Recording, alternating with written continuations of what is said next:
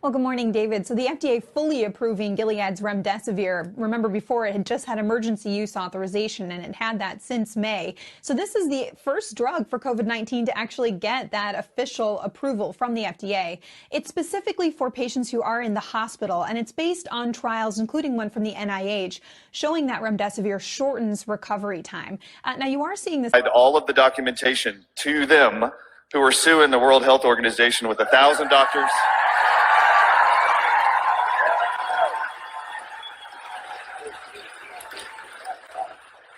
10,000 MDs, and they reached out to me privately to give them a 1.5-hour documentation of Anthony Fauci's knowledge of how he was going to kill people before the pandemic started, how he's still doing it right now while you're seated here, and I'm going to give you some of that information here.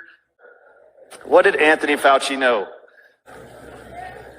February 2020, China was seeking a patent on remdesivir from Gilead Sciences, who manufactures remdesivir, the drug. Look here. A study published in the New England Journal of Medicine last week reported a coronavirus patient in the United States. How many? A coronavirus patient in the United States was found to show an improvement after taking remdesivir, which is also used to treat infectious diseases such as Ebola. That was originally developed as a not very effective treatment for Ebola. Let's look at the Ebola study. This is what I did in May 2020. I've been in the media ever since to educate you guys the current genocidal attempt and murderous attempts of Anthony Fauci, the NIH, the FDA, the CDC are all using remdesivir the same way. This is how they're doing it and perpetuating those deaths, using a drug in hospitals. This is the actual Ebola study that Anthony Fauci quoted in May 2020, proved, he said, we're going to use this non-FDA approved drug. It's been approved since, but it wasn't before the pandemic.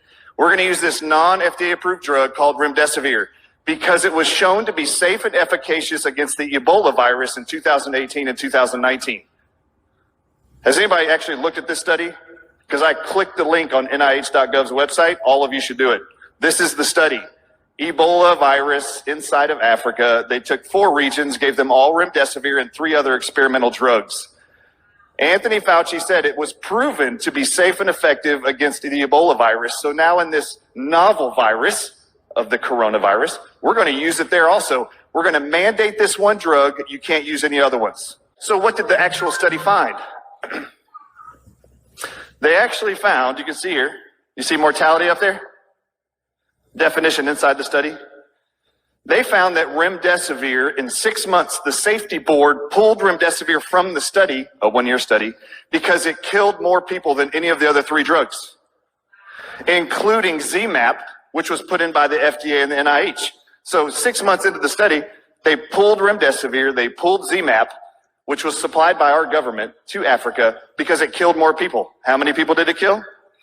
Remdesivir killed 54% of all people in the study that got the drug. Do you know what they're treating all of your loved ones with and those you care about in this country now? Look up here. I'm not lying. This is from the study. Look at the second column from the right, remdesivir. Look below there. 54%. You see that? Mortality rate. All right, next slide, please. He then quoted a second study in May 2020, Anthony Fauci did, that supported the use of remdesivir in the treatment of coronavirus. The Ebola study, by the way, was a lie. No one clicked the link to look at it. I did. This is the other study he mentioned. This was actually done by Gilead Sciences, who makes remdesivir. In early March 2020, they took 53 patients from Japan, Canada, and America who had COVID-19, and they put them on the drug for 10 days. What's the drug? Remdesivir. This is the maker of remdesivir's own trial study.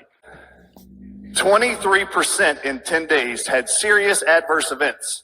The most common serious adverse events were multiple organ dysfunction syndrome, which is defined as the #1 cause of death in all ICUs, by the way.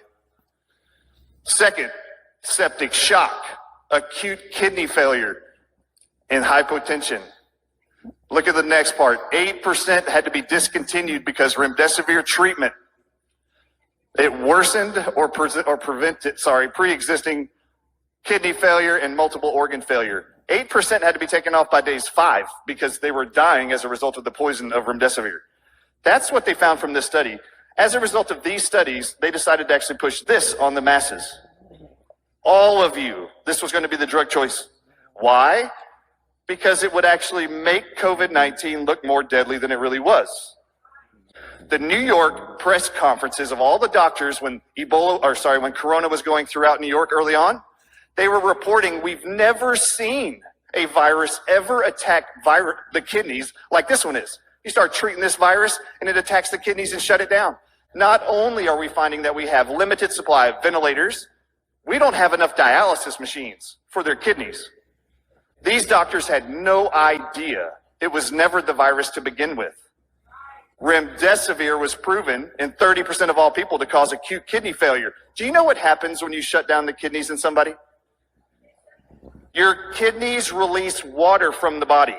Guess what happens when you shut them down? Your body retains water. Your abdomen fills with water. Your heart fills with water. Your lungs fill with water. Do you know what they call that? Pulmonary edema. You are drowning these people to death with their own fluids, and they can't breathe. They were calling it secondary pneumonia. You have to listen to me. Still today, they are calling it pneumonia from corona. No, it isn't.